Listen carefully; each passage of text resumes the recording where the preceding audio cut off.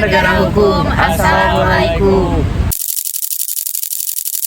Perkenalkan, kami dari kelompok 10 bab 8 yang membahas Indonesia Negara Hukum yang beranggotakan Dimas Halim, Adi Fasya,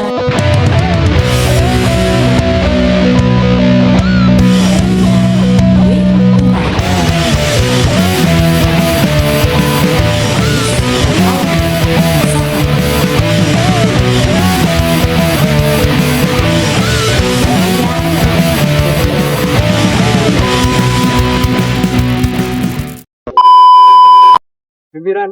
Saya ambil alih. Siap, gerak. menyanyikan lagu Indonesia Raya. Pada bendera merah putih. Hormat, gerak. Hiduplah Indonesia Raya. Indonesia tanah airku, tanah tumpah darahku. Di sana aku berdiri, jadi pandu ibuku. Indonesia kebangsaanku, bangsa dan tanah airku. Marilah kita berseru, Indonesia bersatu. Hiduplah tanahku, hiduplah negeriku, bangsaku, rakyatku semuanya. Bangunlah jiwanya, bangunlah badannya untuk Indonesia Raya. Indonesia Raya, merdeka, merdeka, tanahku, negeriku yang ku cinta. Indonesia Raya, merdeka, merdeka, hiduplah Indonesia Raya. Indonesia Raya, merdeka, merdeka, tanahku, negeriku yang ku cinta. Indonesia Raya, merdeka, merdeka, hiduplah Indonesia Raya. Gap, gat. Pengucapan Pancasila diikuti oleh seluruh anggota. Pancasila. Pancasila. Satu. Satu. Ketuhanan yang Maha Esa. Ketuhanan yang Maha Esa. Dua. Dua. Kemanusiaan yang adil dan beradab. Kemanusiaan yang adil dan beradab. Tiga. Tiga. Persatuan Indonesia. Persatuan Indonesia. Empat. Empat. Rakyatan yang dipimpin oleh hikmat kebijaksanaan Kerakyatan yang dipimpin oleh hikmat kebijaksanaan dalam permusyawaratan perwakilan. dalam permusyawaratan perwakilan. Lima. Lima. Keadilan sosial bagi seluruh rakyat Indonesia. Keadilan sosial bagi seluruh rakyat Indonesia. Menyanyikan lagu Padamu Negeri.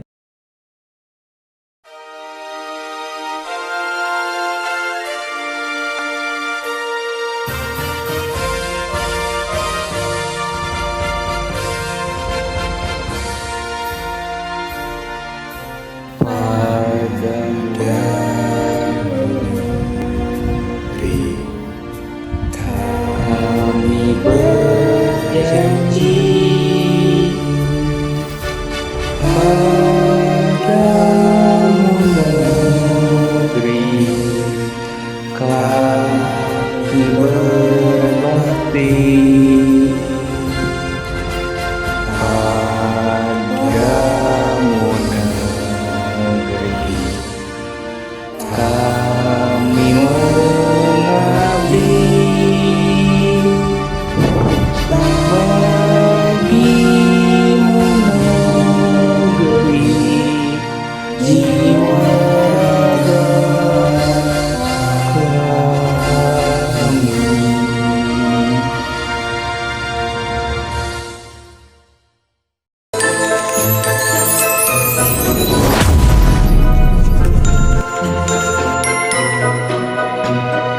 Kami membuat wawancara pada tanggal 4 Maret 2026.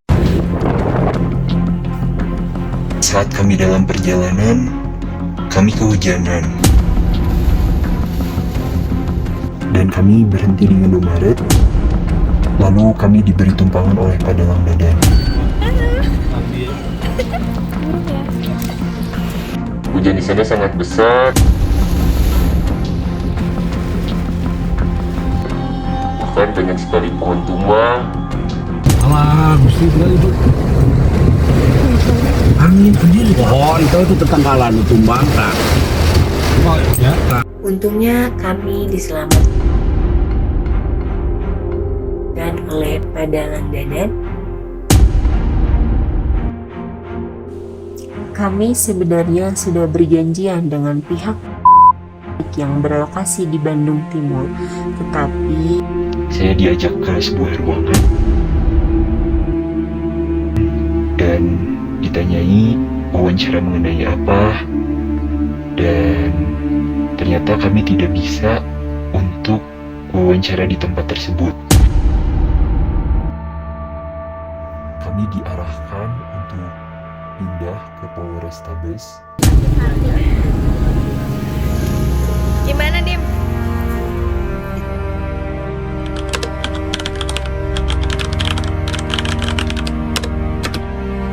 kami pada akhirnya memutuskan untuk mengajukan permohonan wawancara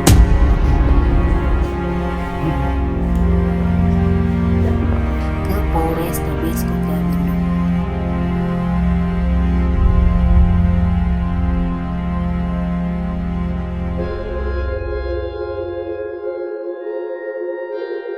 Setelah menunggu 3 hari, akhirnya kami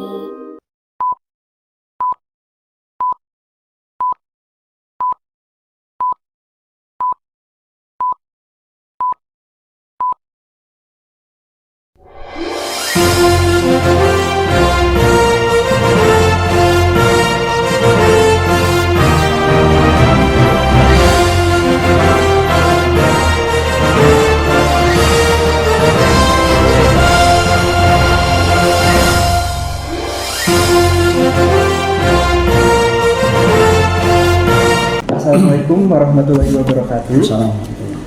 Selamat pagi Bapak. Perkenalkan, kami dari Universitas Pasundan, program studi manajemen. Pada kesempatan kali ini kami mendapatkan tugas wawancara dengan judul Indonesia Negara Hukum.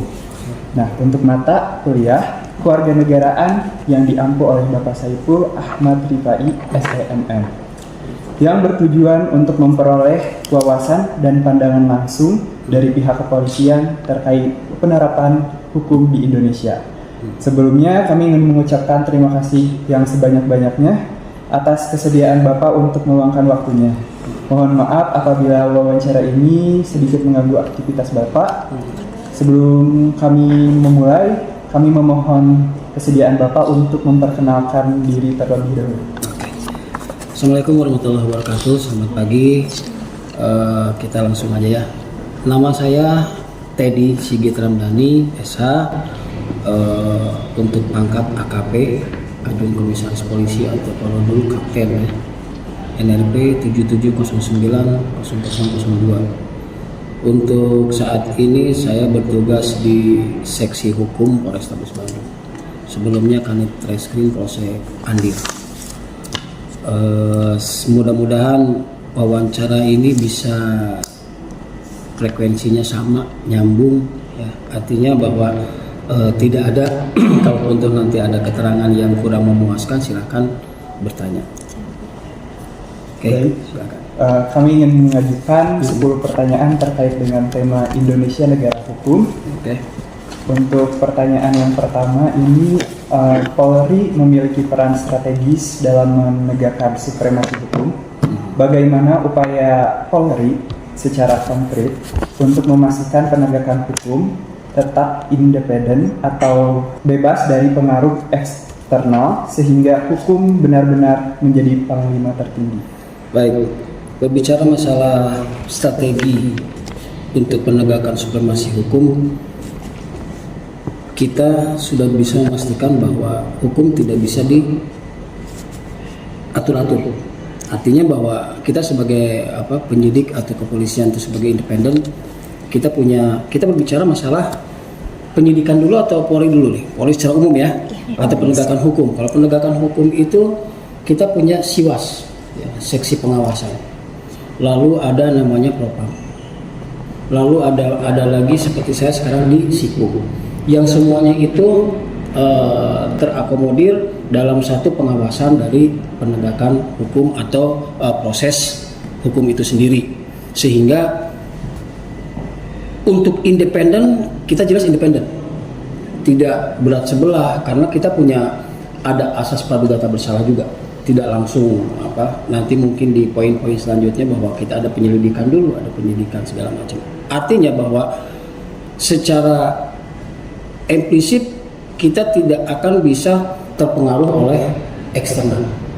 Ya, karena kita ada juga pengawasan, ada SOP-nya tersendiri dalam Perkap nomor 1 tahun 2022 ya, di Kaba nomor 1 tahun 2022 yang mengatur tentang SOP penyidikan dan penyidikan. Oke. Baik. Terakomodir kira-kira?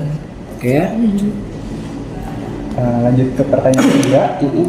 Asas equality before the law atau semua orang sama di depan hukum menjadi fondasi penegakan hukum yang adil. Dalam praktik lapangan, strategi apa yang diterapkan Polri untuk memastikan semua warga negara itu diperlakukan setara tanpa pandang status sosial atau ekonomi? Oke, dalam kaitan ini kita tidak membeda-bedakan strata. Apakah itu orang kaya atau orang miskin? Yang jelas mereka ada laporan, mereka ada pengaduan, langsung kita responsif. Kita mengenal tentang penyelidikan. Penyelidikan itu apa? Penyidikan itu apa? Artinya bahwa dalam penanganannya ini kita tidak melihat status sosial ekonomi, ya, apapun itu bentuknya. Bagaimana caranya? Kita dalam menerima laporan pengaduan pasti ada STPL, surat tanda penerimaan laporan. Lalu pada saat apabila ditemukan itu pidana, maka ada namanya SP2HP, ya, surat pemberitahuan tentang hasil penyelidikan atau penyidikan, sehingga masyarakat baik ekonominya yang di atas atau penengah atau di bawah semuanya sama akan mendapatkan satu dokumen yang dokumen itu terakomodir dalam satu laporan online. Kalau dulu mungkin orang melapor lalu setelah itu menunggu hasilnya. Kalau sekarang step by step per penyelidikan itu kita berikan SP2HP. Misalkan orang laporan, pada saat melaporkan atau pengaduan kita terima, lalu kita kirimkan SP2HP bahwa laporan Bapak, laporan Ibu telah diterima di Satreskrim oleh siapa. Lalu langkah apa dari penyidik nanti, itu pun nanti akan ada laporan sampai SP2HP itu ke tahap 2. Tahap 1 penyerahan berkas, penyerahan 2, tahap 2 penyerahan tersangka dengan barang bukti. Itu semuanya tertata di beberapa langkah dalam tahap penyelidikan maupun penyidikan. Begitu. Untuk pertanyaan ketiga, tekanan opini publik sering muncul sebelum putusan pengadilan. Nah, bagaimana Polri menjaga dan menerapkan asas praduga tak bersalah secara konsisten di tengah dinamika informasi masyarakat? Oke, tentang putusan pengadilan ya. Sebenarnya kalau putusan pengadilan itu bukan ranahnya kepolisian lagi. Namun demikian kadang-kadang dari masyarakat kan beropini bahwa ini seharusnya misalkan kasus pembunuhan berencana atau pembunuhan secara umum lah, harusnya hukuman mati atau seumur hidup misalkan. Itu kan putusan pengadilan belum tercapai. Lalu bagaimana kita menyikapinya? Kalau dari pihak kami dari pihak kepolisian melihatnya berdasarkan prosedur dari undang-undang ataupun KUHP yang ada. Sekarang kan KUHP terbaru ya nomor 1 tahun 2023 sehingga pasal-pasalnya pun berubah. Hanya bunyi pasalnya tetap. Misalkan pembunuhan itu secara umum. Lalu ada lagi pembunuhan secara berencana. Beda lagi tuh. Kalau dulu 338, sekarang 338 secara pembunuhan waktu undang-undang yang lama, lalu 340 di perencanaan, di undang-undang yang KUHP yang baru pasti akan berubah. Nah, oleh karena itu bagaimana kita menyikapinya? kita menyikapinya dalam hal ini, dalam proses pengadilan kita menyerahkan sepenuhnya ke pihak pengadilan. Namun proses menuju itu otomatis kita mempunyai prosedur-prosedur tertentu. Kita koordinasi, ada namanya CJS, Criminal Justice System, antara kejaksaan, kepolisian dengan pengadilan. Artinya bahwa kita menerapkan satu undang-undang, satu penerapan pasal itu tidak sekonyong-konyong harus seperti itu, tidak juga. Kita koordinasi dengan pihak kejaksaan bagaimana, apakah sudut pandang dari kejaksaan sama dengan kita, karena walaupun sama-sama orang hukum, namun demikian sudut pandang pasti akan berbeda. Jadi menyikapinya kita tetap dalam prosedur SOP tentang perkap dan perkaba yang sudah berlaku. Adapun nanti kalau misalkan pun toh dalam satu pengadilan ada hal-hal di intern, ada namanya pra-peradilan. Tapi kan konteksnya ini lain. Kalau ini kan tekanan opini publik secara muncul sebelum putusan pengadilan. Artinya bahwa bagaimana nih mengatasinya kepolisian dengan putusan pengadilan. Sebelum putusan masyarakat sudah ramai duluan nih. Otomatis kita memberikan pemahaman satu tentang permasalahan itu apa, lalu konsekuensi hukumnya seperti apa, lalu tata urutannya dari mulai penyidikan, kejaksaan sampai ke pengadilan seperti apa. Berikan edukasi secara hukum, intinya berikan edukasi secara hukum kepada masyarakat tentang CJS itu tadi. Terakomodir? Pertanyaan selanjutnya, sebagai institusi negara, Polri dihadapkan pada berbagai dinamika politik. Apa mekanisme internal Polri untuk mempertahankan profesionalisme dan independensi dalam menangani perkara yang sensitif secara politik? Oke. Dalam hal ini kepolisian tidak ikut campur atau tergoyahkan terhadap dinamika politik. Kalaupun toh itu terjadi, maka kita tetap akan berkoridor pada SOP yang ada. SOP tentang hal Undang-Undang Nomor 1 Tahun 2002 tentang kepolisian. Sebagai apa? Sebagai pengayom, pelindung, pelayan masyarakat. Kita berbicara ini Polri secara umum.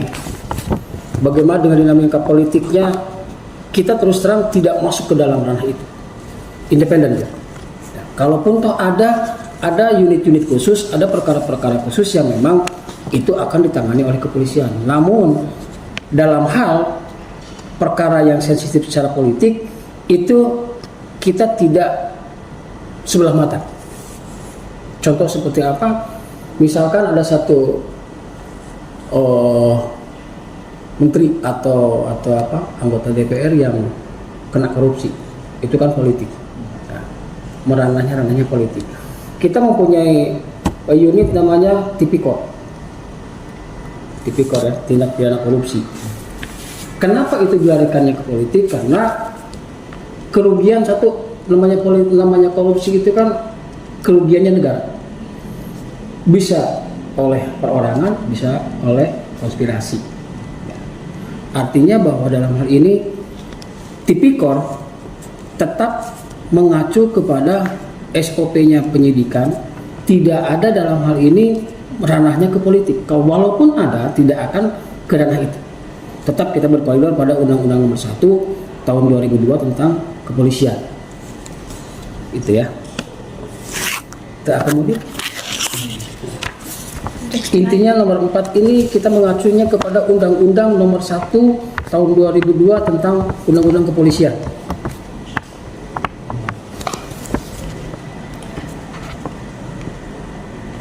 Baik, lanjut pertanyaan nomor 5.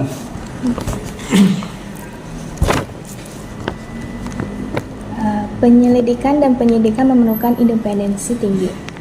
Apa tantangan utama yang diidentifikasi Polri dalam menjaga proses tersebut dari intervensi pihak berkepentingan serta langkah penyuluhan? Oke. Sebelum menjawab ini kita harus paham dulu penyelidikan dan penyidikan. Penyelidikan itu termaktub dalam pasal 1 angka 5 tentang angka 5 tentang penyelidikan, angka 2 tentang penyidikan. Dasar hukumnya itu. Jadi orang melakukan penyelidikan ada dasar hukumnya. orang melakukan penyidikan ada dasar hukumnya.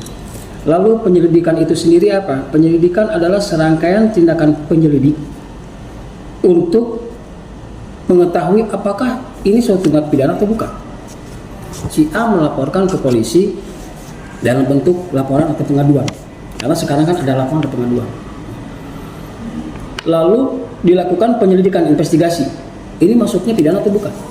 Kalau ternyata pidana, berarti naik ke pelaporan. Lalu arti penyidikan. Penyidikan sendiri adalah serangkaian tindakan penyidik, bukan lagi penyelidik.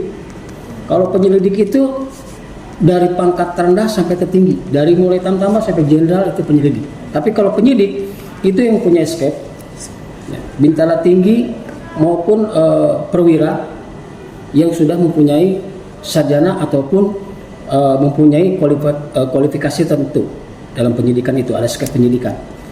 Jadi kalau penyidikan itu bukan lagi mencari atau menemukan apakah itu suatu tindak pidana atau bukan.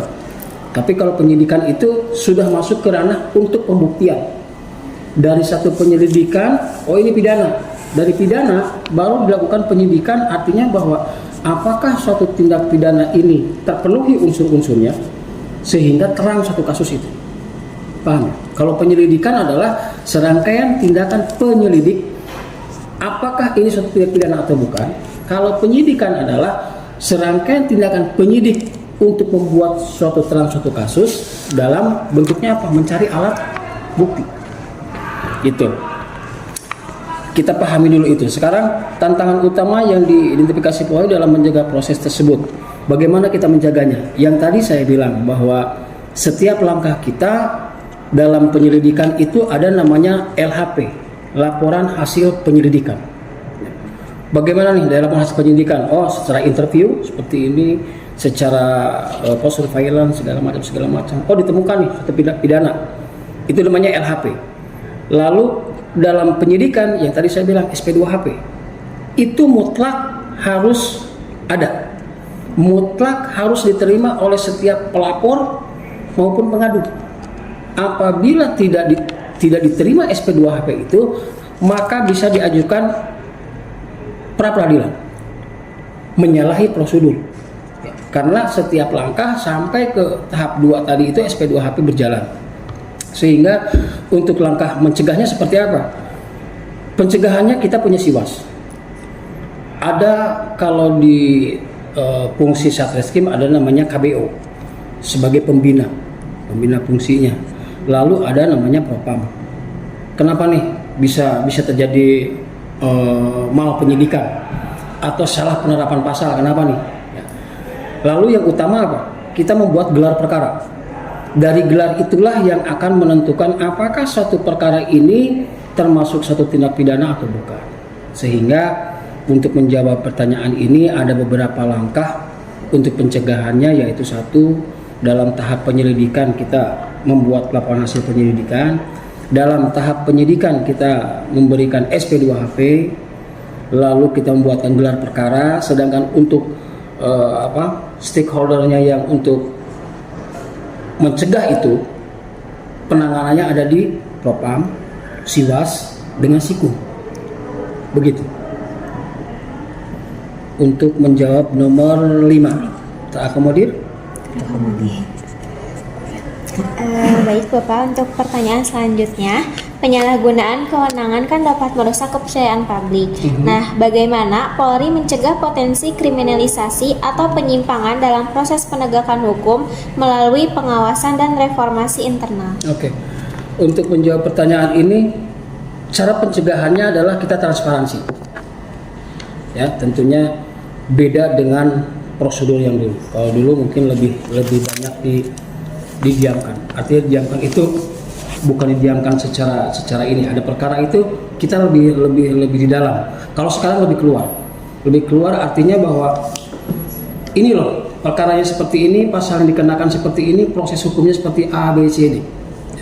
Untuk pengawasannya bagaimana nih? Ada kita yang dinamakan tadi yang saya bilang ada namanya Bid Propam Polri. Ini salah satu bidang pengawasan terhadap semua internal di kepolisian, tidak hanya di Selsel saja.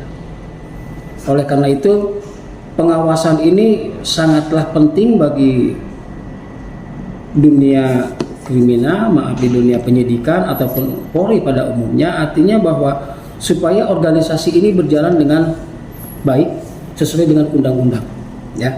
Jadi untuk mencegah hal itu ada beberapa pengawasan, dalam hal ini ada Propam ya, secara keseluruhan, secara internalnya, lalu secara subinternalnya di masing-masing fungsi ada. Kalau di Serse namanya Siwas, di Serse ada namanya KBO, ada Sikum secara keseluruhan. Saya rasa semuanya sudah berjalan ya, dari pengawasan tersebut.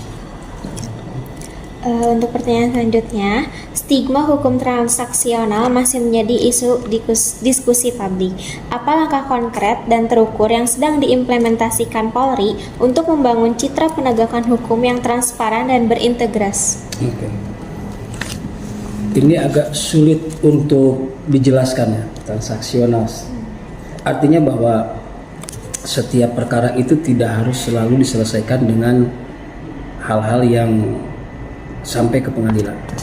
Ada namanya restoratif justice system, di mana restoratif justice system itu pada pengertiannya adalah mengembalikan pada keadaan semula. Yang sistem ini bergening interaksi dengan satu kepentingan.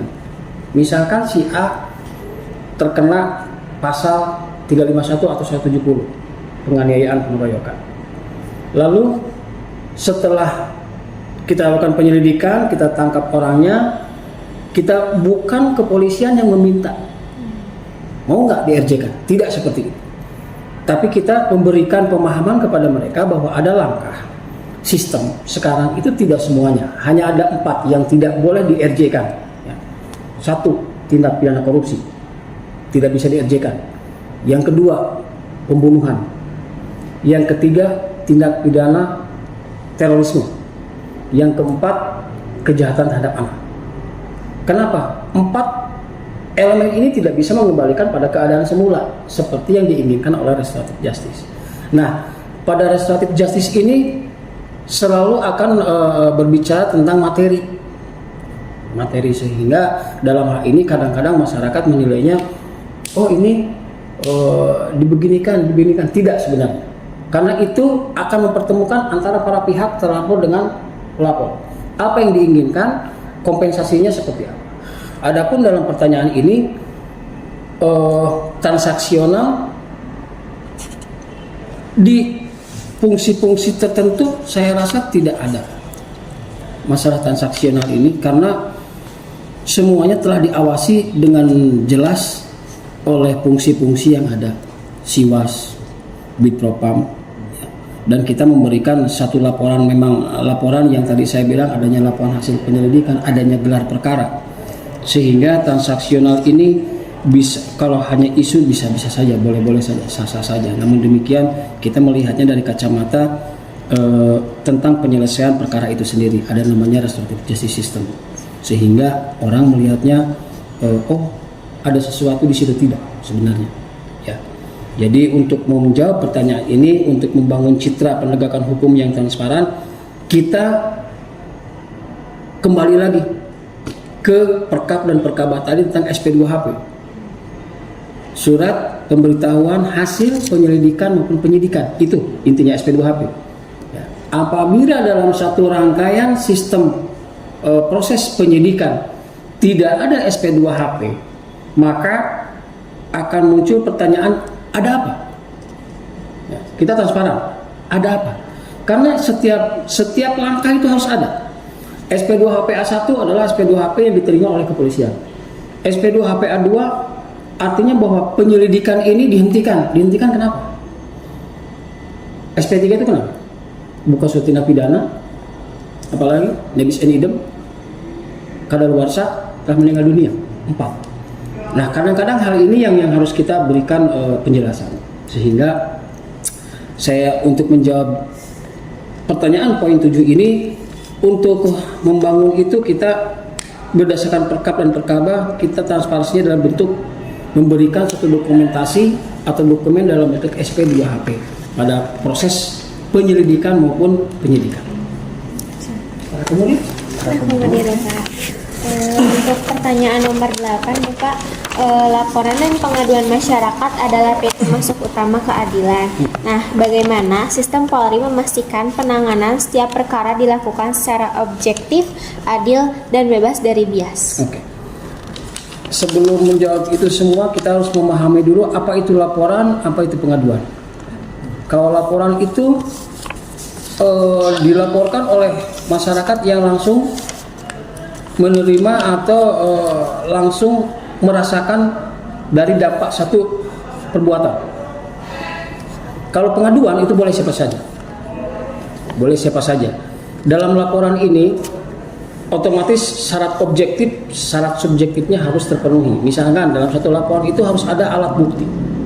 Sudah jelas, si A melaporkan, Pak, saya dipukul. Alat buktinya apa? Saksi.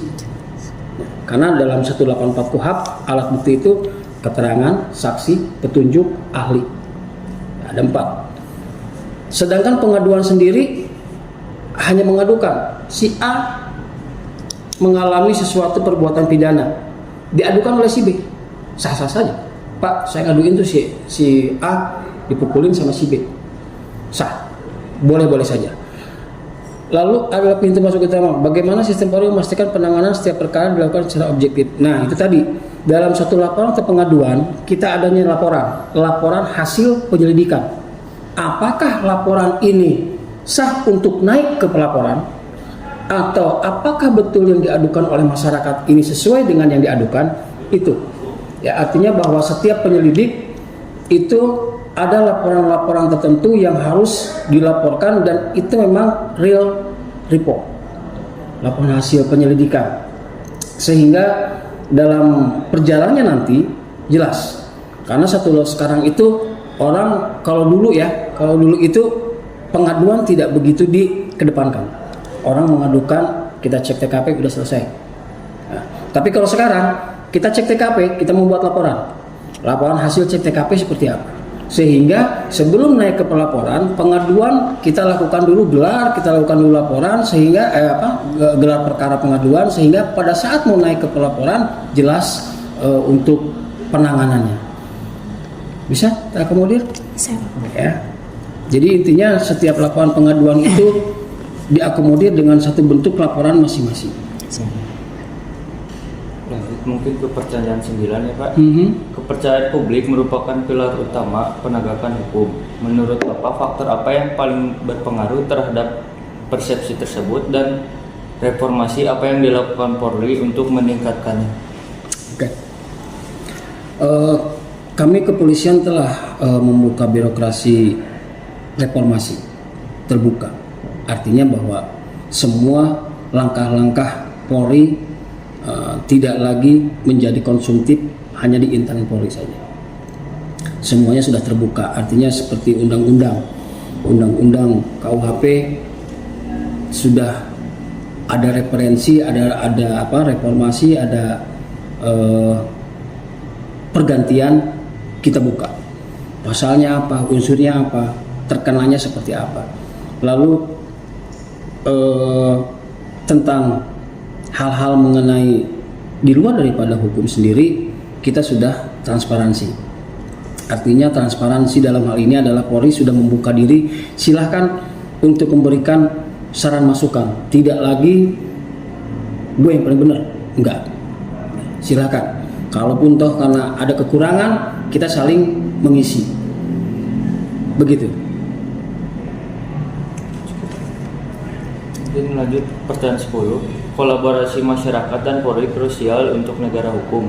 Apa peran aktif yang dilakukan masyarakat untuk mendukung Polri mewujudkan Indonesia sebagai negara hukum yang adil, transparan, dan terintegrasi? Untuk menjawab pertanyaan ini hanya satu kalimat, saran dan masukan dari masyarakat. Itu saja. Ya, apa sarannya? Apa masukannya? Karena kalau kita hanya memberikan saran kepada masyarakat, memberikan petunjuk kepada masyarakat, tapi kita tidak mau dikritik, tidak mau diberikan saran masukan, tidak akan jalan satu organisasi.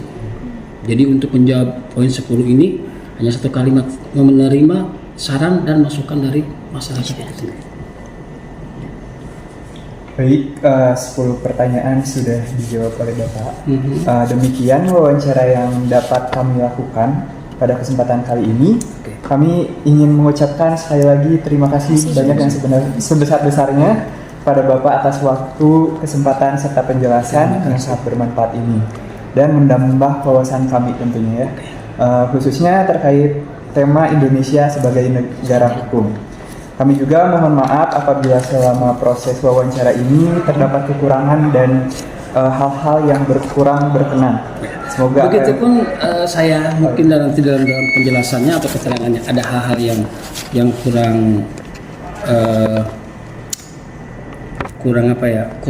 kurang diterima. Tolong beri masukan. Oh Pak, ini nggak ngerti ini nggak paham. Ya, nanti mungkin setelah di sesi yang selanjutnya, karena kita pasti akan beda dari segi ilmu pengetahuan, dari segi pengalaman segala macam. Itu aja mungkin ya. Terima kasih ya. Semoga apa yang telah disampaikan menjadi ilmu yang bermanfaat bagi kami dan dapat kami gunakan dengan sebaik-baiknya, terutama rekan-rekan yang di kampus saat ini. Baik, akhir kata kami mengucapkan terima kasih. Wassalamualaikum warahmatullahi wabarakatuh. Waalaikumsalam.